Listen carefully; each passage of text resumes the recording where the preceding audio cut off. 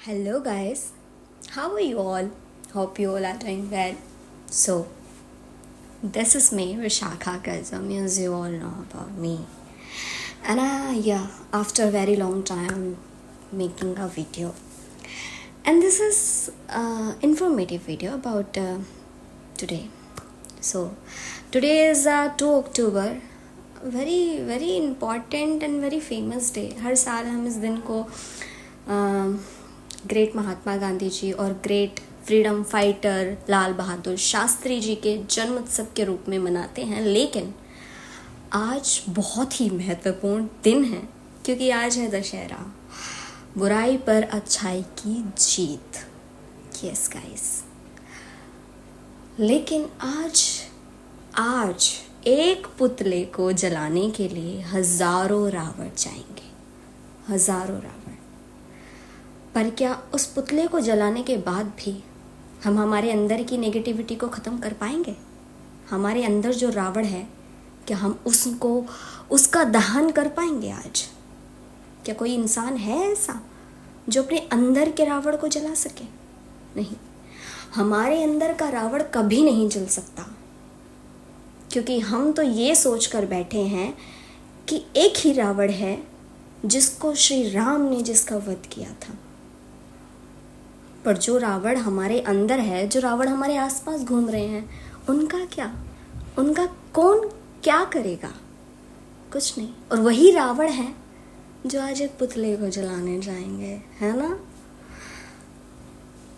पता है, वो इतना महान शख्स था जिसने अपनी बहन के लिए, अपने बहन को इंसाफ दिलाने के लिए भगवान श्री राम, परसोत्तम राम, जो पुरुषों में सबसे उत्तम पुरुष थे, उनसे भी लड़ाई मोल ले ली सिर्फ और सिर्फ अपनी बहन को बचाने के लिए। और आज कलयुग के टाइम में जहाँ बहन अपने भाई को कुछ बताते हुए भी डरती है, क्योंकि वो जानती है अगर कोई प्रॉब्लम भी होगी ना, तो उसके घर वाले हो या उसका भाई हो, वो बाहर वाले को कुछ नहीं बोलेंगे, उल्टा उस पर ही बोलेंगे कि तुझे ऐसे नहीं जाना चाहिए था, तुझे इस तरह के कपड़े नहीं पहनने चाहिए थे, तेरी ही गलती होगी, है ना? लेकिन वो रावण थे, उन्होंने किसी का कुछ नहीं सुना। उन्होंने अपनी बहन का पक्ष लिया और अपनी बहन के लिए उन्होंने श्री राम से भी दुश्मनी मोल ली। उनकी बहन ने बोला कि भाई, राम के पास तो इतनी सुंदर स्त्री है, मैंने उसको बोला कि तुम यहाँ वन में क्या कर रही हो? तुम्हें तो मेरे भाई के पास महलों में होना चाहिए, उसके पास सोने की लंका है। उन्होंने उसे ऐसे ऐसे भड़काया। उन्होंने ये नहीं बोला कि मैं वहाँ जाके राम को उकसा रही थी या उनके लिए कुछ बोल रही थी कि मुझसे शादी कर लीजिए, इन्हें छोड़ दीजिए, बल्कि उन्होंने अपने भाई को उकसाने के लिए, अपने भाई को उनके प्रति क्रोधित करने के लिए झूठ बोला और कहा कि मैंने इस तरह से बोला तो उन्होंने मेरी नाक काट दी। उस भाई ने उसके झूठ पर भी विश्वास किया और उससे लड़ने चला गया, और तब तक लड़ा जब तक वो मर नहीं गया। और उनका अंत होता भी नहीं अगर जो उनका छोटा भाई। और आपको पता है कि रावण की हार कैसे हुई थी? रावण की हार होना इसलिए मुमकिन हो पाया क्योंकि उनका जो छोटे भाई थे वही उनके अगेंस्ट हो गए थे। उन्होंने अपने भ्राता, जो उनका रिश्ता था अपने भाई के प्रति, उसको उन्होंने कम कर दिया, बल्कि उस रिश्ते को महत्व दिया जो उनके अंदर भक्ति का रिश्ता था, भगवान से भक्ति का।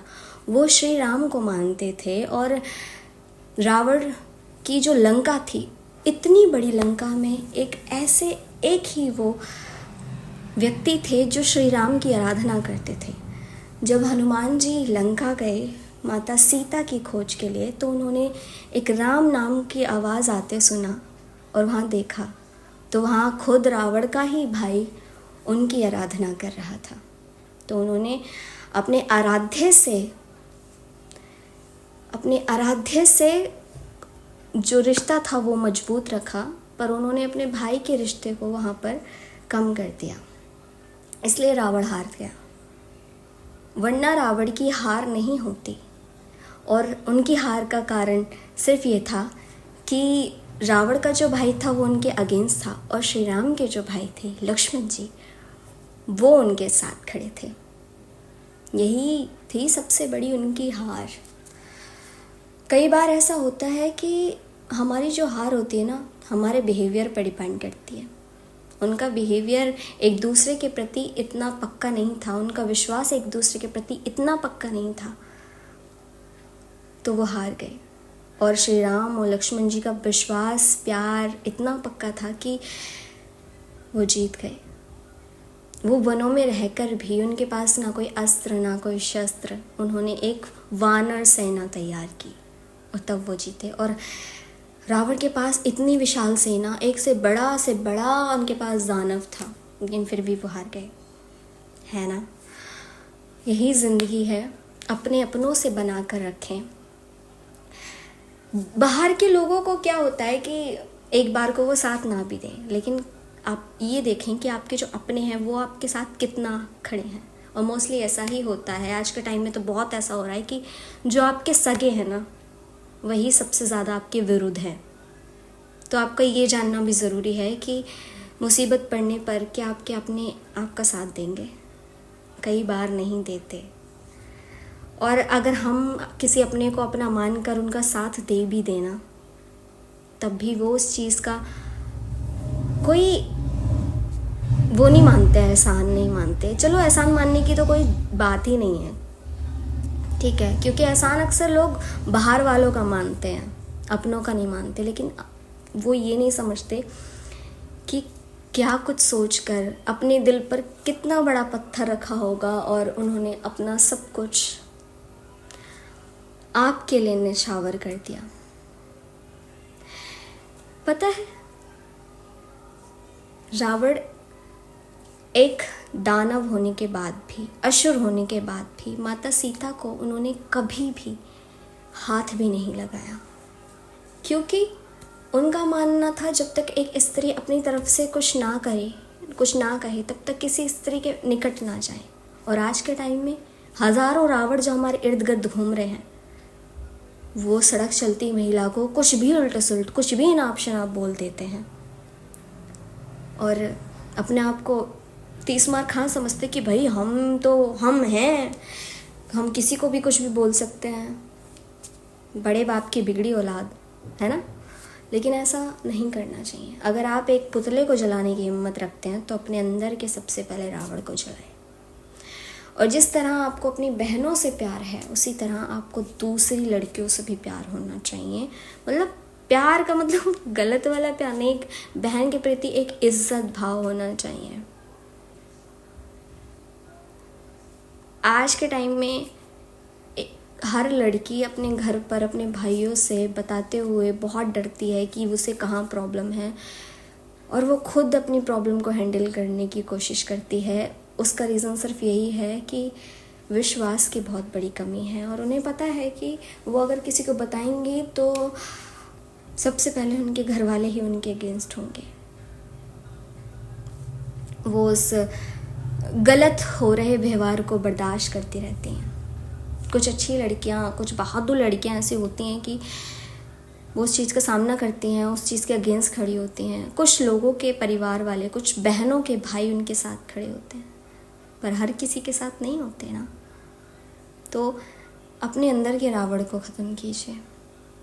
और लड़कियों से भी निवेदन है, हर जगह सीता बनने की ज़रूरत नहीं है। पर एक बात है, माता सीता पवित्र आत्मा, जिन्हें पवित्रता की मूर्त कहा जाता है, वो थी तो एक स्त्री, लेकिन बहुत शक्तिशाली भी थी।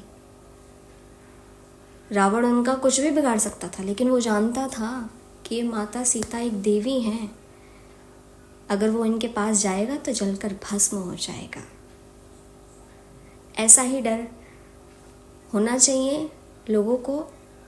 हमें कुछ बोलते हुए हमें हमारी रक्षा खुद करनी होगी, क्योंकि ये कलयुग है। हमें बचाने के लिए श्री कृष्ण एंट्री नहीं लेंगे। यहाँ हमें हमारा अच्छा और बुरा सब कुछ हमें ही सोचना होगा। तो रावण जो महान थे, महान ब्राह्मण थे, इतने तपस्वी थे, जिन्होंने अपनी तपस्या से शिव जी को इतना प्रसन्न किया कि उन्होंने सोने की लंका भी मांगी तो भगवान शिव उन्हें मना नहीं कर पाए, जबकि वो उनकी प्रिय पत्नी गौरा माँ की मांग थी। उनकी मांग थी कि उन्हें एक महल चाहिए, सोने की लंका चाहिए, और वो भी रावण ने मांग ली। वो उन्हें मना नहीं कर पाए क्योंकि वो उनके इतने परम भक्त, इतने तपस्वी थे, इतने श्रद्धा भाव से वो इतना मानते थे भगवान को, तो वो कैसे मना कर सकते थे अपने प्यारे और अपने इतने परम भक्त को। वो कहते हैं ना, भक्ति में ही शक्ति है। कहने को तो वो दानव थे, लेकिन उनकी भक्ति, उनका भगवान के प्रति विश्वास इतना अटूट था कि भगवान को भी जीत लिया उन्होंने। हम कैसे कह सकते हैं कि जो रावण थे वो एक नेगेटिव कैरेक्टर थे? वो नेगेटिव कैरेक्टर नहीं थे। उन्होंने सिर्फ अपनी बहन के लिए जो उनकी रिस्पेक्ट थी और उसको जस्टिस दिलाने के लिए करा, क्योंकि वो भी सिर्फ आधा ही सच जानते थे। उन्हें ये नहीं पता था कि उनकी बहन खुद उन्हें जाके परेशान कर रही थी। उन्होंने अपनी बहन की बात मानी कि भैया ऐसे ना, वहाँ पे एक सुंदर स्त्री है, मैंने उसको मांगा तो उन्होंने मेरी नाक काट दी। अब मैं ये नहीं कह रही कि हर लोगों को ना अपनी बहन, क्योंकि आजकल की लड़कियाँ भी बहुत तेज़ हो रही हैं, मैं बताऊँ आपको, तो हमेशा उन पर भी ट्रस्ट नहीं करना चाहिए, बात के तह तक जाना चाहिए। यार आज की वीडियो बहुत लॉन्ग हो चुकी है और मुझे नहीं पता कि मैं क्या क्या बोल रही हूँ, लेकिन हाँ मेरा बहुत मन था कि मैं आज वीडियो बनाऊँ, क्योंकि मैं बहुत टाइम बाद बना रही हूँ गाइस। अगर आप लोगों को मेरी वीडियो अच्छी लगी ना तो उसको लाइक करना, मेरे चैनल को सब्सक्राइब जरूर करना और कमेंट भी करना। Thank you so much for being my family, being my YouTube family. Yes. और मैंने सुबह से कुछ नहीं खाया है गाइस, और 12 बज रहे हैं, सो मैं कुछ खा लेती हूँ।